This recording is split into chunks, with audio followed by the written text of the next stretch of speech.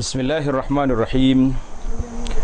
Alhamdulillah wassalatu wassalamu ala Rasulillah nabiyyina Muhammad wa ala alihi wa sahbihi wa mamalah, amma ba'd.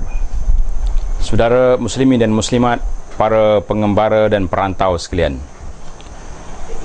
banyak soalan yang ditimbulkan tentang salat jamak dan qasar, khususnya bagi anak-anak perantau yang pulang berhari raya ataupun pulang bercuti atau apa saja bila balik ke kampung.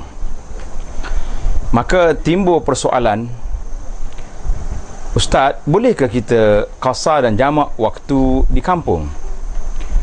Jawabnya, kita kena lihat kategori orang itu balik ke kampung di atas dasar pergi ke kampung atau balik ke kampung.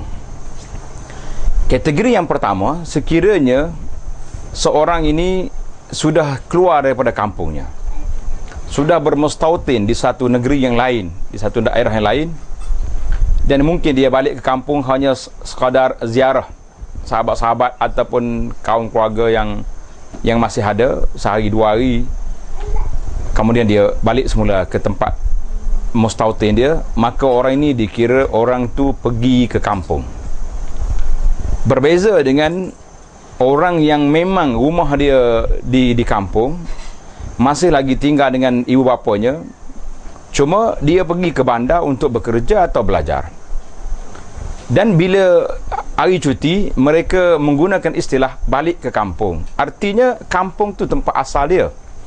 Bandar dan universiti ataupun kolej itu tempat hanya mereka pergi bekerja, belajar, buat seketika. Maka kategori ini, orang ini memang dinamakan orang yang balik ke kampung. Bila sampai ke kampung, memang tidak ada hak untuk dia meneruskan lagi salat jamak dan qasar selain daripada di dalam perjalanan sahaja. Dalam perjalanan kita boleh qasar dan boleh jamak. Kemudian timbul lagi persoalan bagi golongan kategori yang pertama tadi, orang yang memang dah meninggalkan kampung, ataupun dia orang lain, kita nak pergi satu tempat, pergi kampung isteri lah, bukan kampung kita pun, pergi, kita ni pendatang di kawasan ini, ataupun pergi ke mana-mana daerah. Jadi di sini kita kena tengok berapa hari kita nak tinggal di tempat yang tersebut. Mungkin kita nak pergi seminggu, kita nak pergi 4 hari, nak pergi 3 hari dan sebagainya.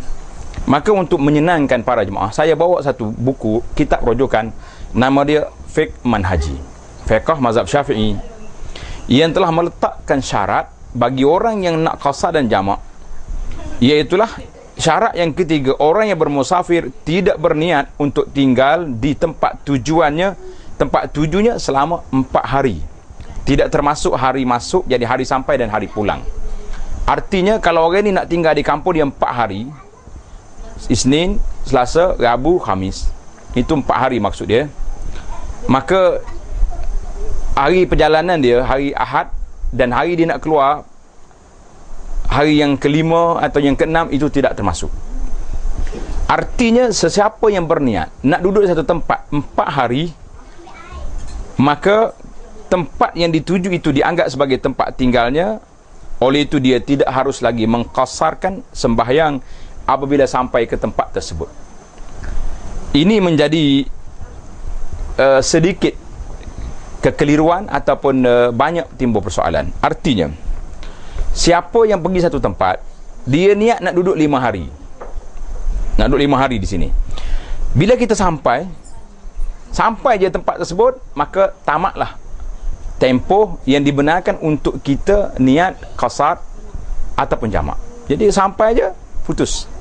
Terus salat tamam seperti biasa dan tidak lagi jamak. Yang keliru di sini saya lihat timbul persoalan, orang kata tak apa, saya nak duduk seminggu, 3 hari yang pertama itu dia qasar, dia jamak dulu, hari yang keempat baru dak. Lah, kalau kita berniat lebih daripada 4 hari ataupun lebih, maka sampai aja putuslah qasar dan jamaknya. Jadi saya ulang sekali lagi, bagi orang yang berniat, kalau dia kata nak duduk di sini 3 hari je, maka ketika itu dibenarkan untuk qasar dengan jamak. Itu pun dengan syarat sekiranya dia tidak mendengar azan. Tapi bagi orang lelaki yang dengar azan, walaupun dia seorang musafir, dia tetap diminta supaya menghadirkan diri ke masjid untuk melakukan salat jamaah. Jadi kesimpulannya, siapa yang nak duduk di satu tempat, balik ke kampung ke, balik ke mana tempat ke yang dia layak untuk qasar dengan jamaah, tapi kalau dia sampai di tempat ini, dia niat nak duduk 4 hari atau lebih, maka tamatlah, putuslah qasar. Hari pertama sampai, terus dia kena salat tamam, salat cara sempurna. Saya ingat inilah penjelasan yang ditanya ramai orang. Jadi dalam perjalanan kita boleh buat, bila sampai di tempat kita berhenti. Ada orang tanya, dia kata ada fatwa yang mengatakan selagi kita musafir tak balik, itu dikira orang musafir, boleh terus qasar. Memang saya akui itu satu pandangan. Tetapi ulama yang memfatwakan sedemikian, mereka juga mengatakan sekiranya kita dengar azan, maka fa'ajibhu, wajib kena pergi jawab. Jadi kalau nak ambil fatwa ini, kena ambil dua-dua. Dengar azan, kena pergi salat di masjid. Dan mereka juga menganggap kita musafir selagi tak balik. Jadi saya pilih fiqh mazhab Syafi'i kerana dia lebih teliti dan lebih berhati-hati di dalam ibadat kita. Wallahu alam, selamat menunaikan ibadat. Assalamualaikum warahmatullahi wabarakatuh.